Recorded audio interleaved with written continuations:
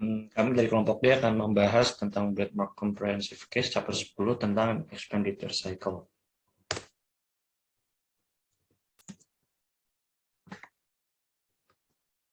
Yang pertama terkait gambaran umum dan latar belakang sistem. Sistem informasi Breadmark merupakan aplikasi yang baru dibeli yang berjalan pada konfigurasi jaringan client server. James Walker, seorang perancang sistem di Departemen TI Breadmark, memainkan peran sentral dalam menerapkan dan memodifikasi sistem untuk memenuhi kebutuhan spesifik. Karena keakraban Walker dengan sistem tersebut, ia diminta oleh manajemen puncak untuk sementara waktu mengawasi pengoperasian awal sistem yang baru untuk memastikan transisi yang mulus dari sistem yang lama. Setelah beberapa bulan, James Walker ditawari promosi ke manajer gudang dan diberi tanggung jawab tetap untuk pembelian produk. Kemudian saya akan menjawab soal pertama, yaitu from the case description and the associated flow charts assess Breadmark's internal controls over its expenditure cycle procedure. Nah, berdasarkan dari deskripsi kasus, menurut kelompok kami, pengendalian internal yang diterapkan pada siklus pengeluaran Breadmark ini terdapat beberapa kelemahan dan pada dasarnya masih dapat ditingkatkan lagi. Sistem penerima produk dirasa masih kurang ramah terhadap pengguna atau masih kurang user friendly. Jika terdapat kesalahan ketika pengentian data dilakukan, maka otomatis petugas harus membatalkan laporan penerimaan dan memulai kembali dengan catatan laporan penerimaan yang baru. Catatan yang dibatalkan kemudian secara otomatis dihapus dari file laporan penerimaan, dan sistem memberikan nomor RR berikutnya secara berurutan ke laporan penerimaan yang direvisi tersebut. Nah, kemudian akibatnya akan terdapat celah urutan dalam file laporan penerimaan yang menunjukkan catatan yang hilang.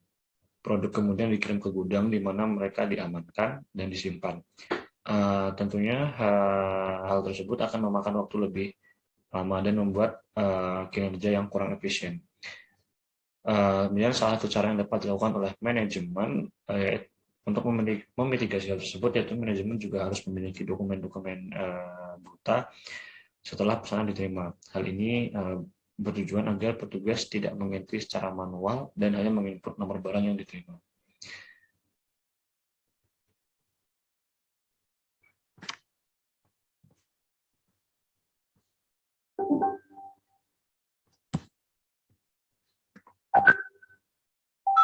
Oke, selanjutnya adalah nomor 2, yang mana kita disuruh untuk menguji beberapa asersi di expenditure cycle.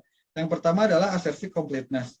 Asersi completeness bertujuan untuk mereview apakah accounts payable sudah tercatat semuanya, yaitu accounts payable yang terjadi. Karena pada dasarnya perusahaan akan cenderung untuk memaksimalkan untuk dalam mengurangi accounts payable di laporan keuangannya. Maka dari itu kita harus mencek apakah sudah komplit accounts payable yang terjadi. Untuk prosedur di ACL-nya, kita pertama-tama membuat relasi antara receive report dan juga voucher pay. Setelah itu kita bisa melakukan ekstrak dan membuat logika, yaitu yang tertera di layar tersebut.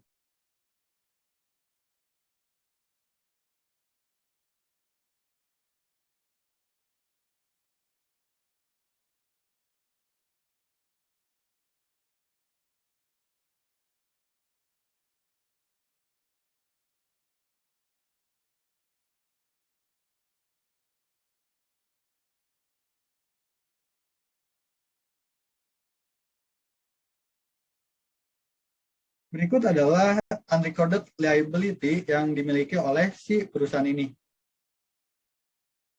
Oke, selanjutnya adalah assertive valuation dan or allocation. Tujuan dari audit ini pada dasarnya adalah untuk melihat apakah yang sudah dicatat tersebut sudah sesuai valuasinya. Mengujinya di dalam ACL. Yang pertama adalah menggunakan fitur duplikat untuk menguji apakah ada transaksi yang duplikat. Karena kalau misalnya ada transaksi yang duplikat, value dari si account payable-nya itu tidak sesuai dengan yang aslinya. Selanjutnya adalah menggunakan classify untuk menemukan anomali yang terjadi terkait dengan vendor yang jarang kerjasama ataupun vendor-vendor yang baru seperti itu.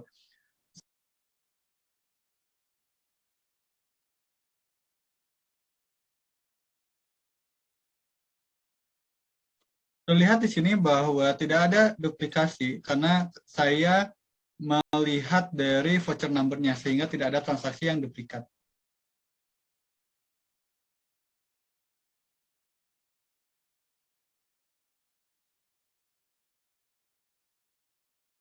Berikut adalah hasil classify-nya. Kita bisa melihat beberapa anomali yang mana ada beberapa vendor yang baru yang hanya terjadi satu transaksi saja, seperti itu.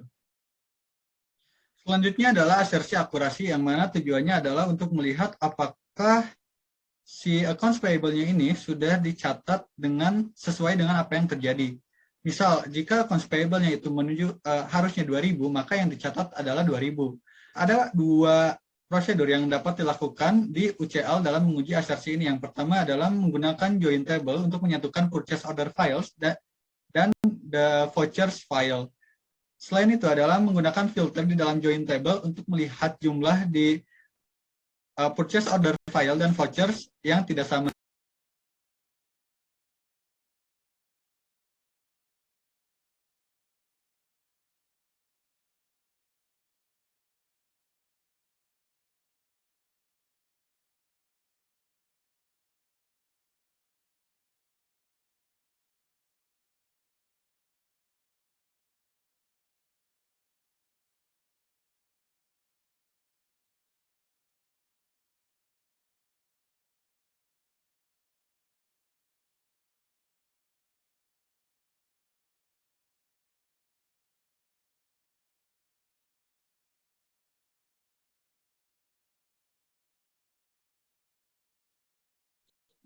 Dapat dilihat bahwa inilah transaksi yang akurasinya kurang karena extract cost dan full amount-nya itu tidak sama, seperti itu.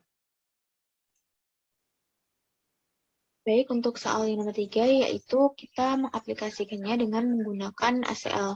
Nah, untuk asersi yang pertama, yaitu valuation or allocation. Nah, kita akan mengujinya dengan pertama kita klik yang tabel purchase order-nya terlebih dahulu, kemudian kita lihat terlebih dahulu apakah ada data yang terduplikat. Nah, caranya analyze, kemudian kita look for duplikat. Kita pilih di sini PO number. Kemudian scale. Oke, nanti akan ada muncul data-data yang terduplikat. Nah, selanjutnya yaitu kita akan melakukan stratify, yaitu caranya kita klik analyze, kemudian kita klik stratify, kemudian untuk minimum maksimumnya kita isikan.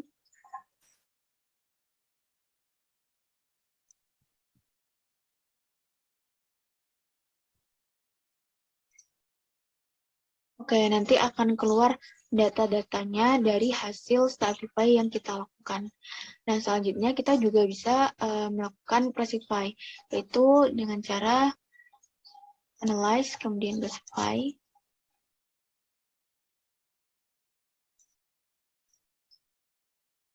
Oke, nanti akan keluar data-data yang kita pilih untuk kita gunakan dalam melihat classify-nya. Nah, classify ini digunakan untuk memudahkan kita dalam melihat data-data yang kita perlukan.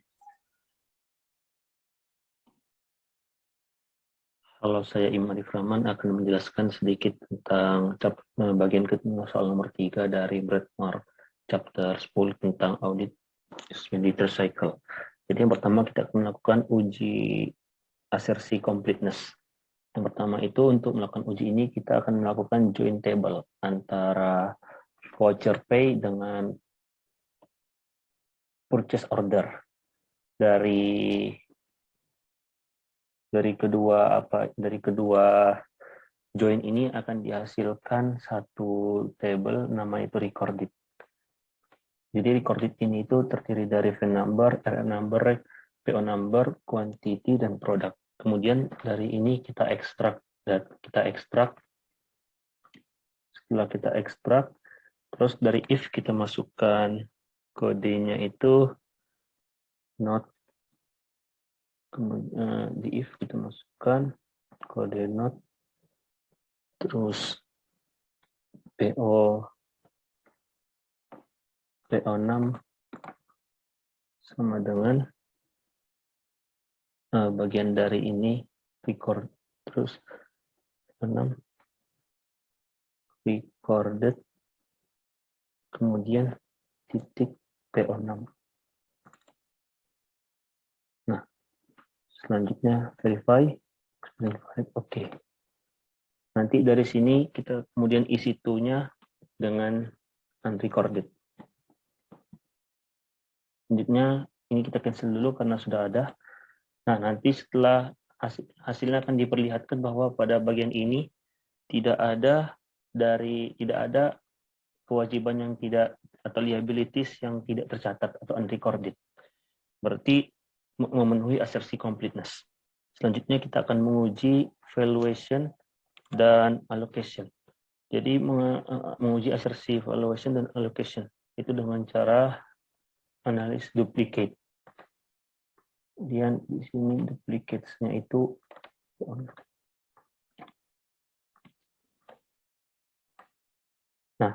jadi di sini terdapat satu duplikat. Itu yang tercatat pada tanggal, ada satu duplikat kurang lebih. Selanjutnya kita akan menguji accuracy. Untuk accuracy sendiri kita akan melakukan join table antara PO purchase order dan voucher pay. Kira-kira hasil dari join table-nya adalah ini. Kemudian dari sini kita akan menguji apakah harga dari yang tertera pada voucher pay itu sama dengan harga yang tertera pada purchase order, yaitu dengan menggunakan filter, kemudian expression, kemudian not,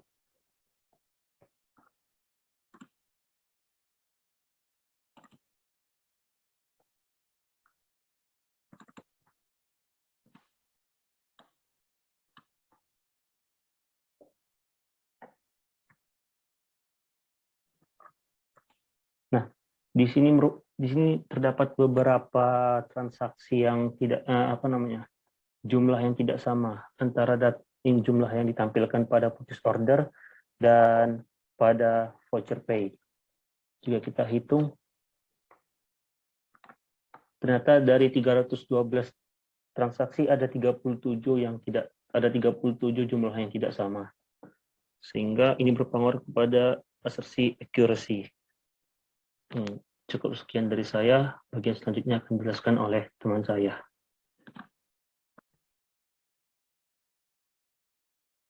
Terakhir bagian 4 pada audit pembelian. Di sini bagian 4 yaitu tentang indikasi audit risk, lalu audit objektif, dan audit yang diterapkan pada ACL. Nah, pada audit risk sendiri ada kemungkinan yaitu operasi pembelian yang tidak berfungsi dengan semestinya yang menyebabkan kesalahan dalam menempatkan vendor. Lalu pada audit objektifnya yaitu membuktikan bahwa transaksi penjualan tercatat dan terhitung dengan akurat pada harga dan kualitas yang benar. Lalu untuk penerapan ACL-nya yaitu menggunakan certify atau classify pada ACL untuk menemukan dugaan anomali. Dan di sini kami menggunakan classify. Lalu di bagian ACL, pertama tabel yang dibuat adalah purchase order yaitu daftar barang yang dibeli. Lalu kita melakukan analisis dengan melakukan classify. Lalu untuk classify-nya diambil dari vendor number, yaitu vendor dari mana saja barang itu dibeli. Lalu untuk subtotalnya menggunakan cost. Klik OK. Nah, dari analisis tersebut diketahui beberapa vendor yang memiliki jumlah transaksi yang lebih banyak dibandingkan vendor lainnya.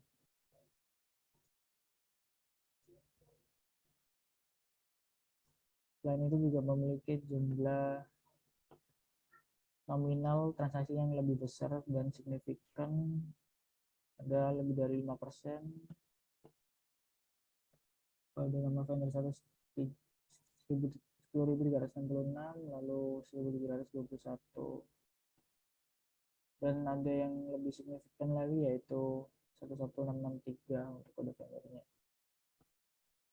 Sekian dari kelompok kami. Jika ada salah pemaparan dan salah kata mohon dimaafkan. Sekian dan terima kasih.